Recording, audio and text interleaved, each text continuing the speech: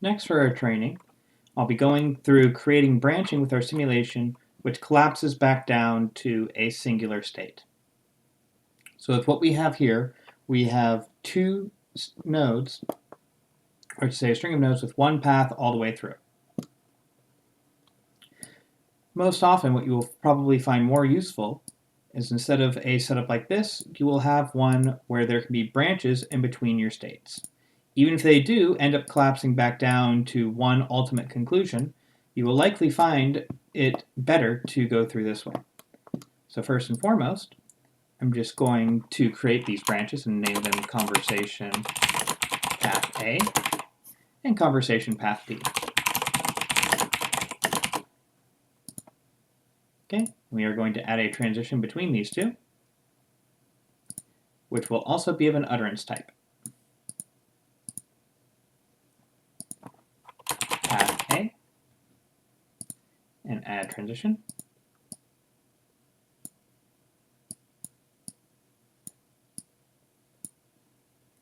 Utterance path B. Okay, so looking at these utterances, we're going to keep these the same as path A, although probably keep it shorter. So what is the issue? Is there an argument, and do you think I can help?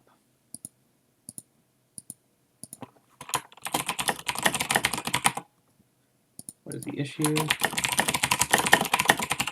Do you think I can help? And I forgot what the last one I said I'd keep. Is there an argument? Is there an argument? Okay, and with that we can delete this. And here we will have a different set of responses. So here I would just go for this does not look great. Don't be rude.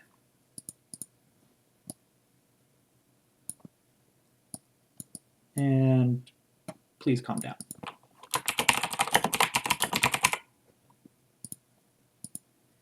Right. So with this, we have created two branching paths within here. Now currently, as there is no difference between them, even if I collapse these back down, with no transition between them as such, there really isn't any point doing it like this.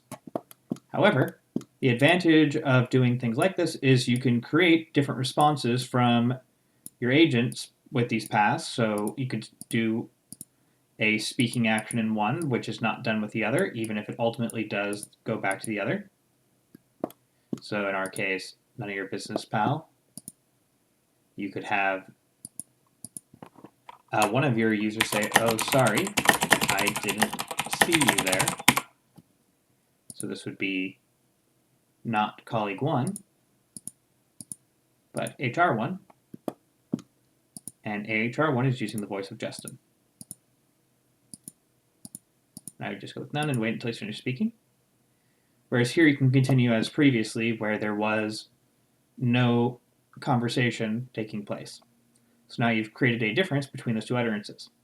The other thing you can do here is incorporate in feedback based on the user's choices. So based on what we did last time, we enabled the feedback log, or enabled feedback, but we didn't really have anything to add to it. So with this, there would be a reason to take note of the user selection, such as user went down conversation path A, as well as user went down conversation path B.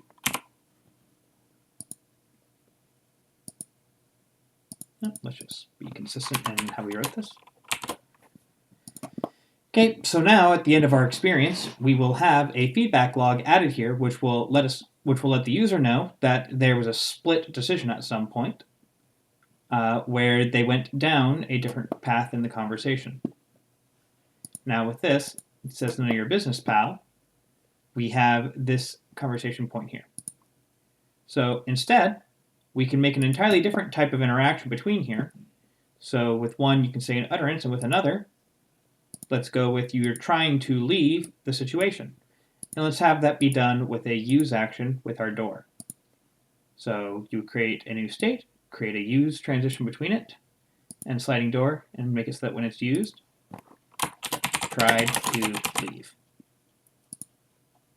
Nope. Try to leave. And here, I would give a display message to the user going, please do not leave this conversation. And based on what we did before, I believe it was display and spoken with the name of with the voice of Kendra.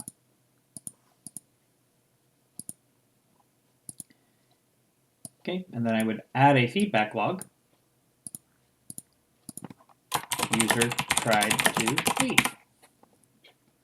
And then I would add a transition from here back to conversation 2.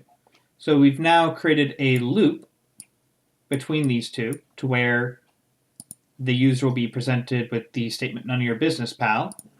They tried to use the door, and rather than letting them actually leave, we have them go back here, and this can repeat as many times until the user gives the desired response.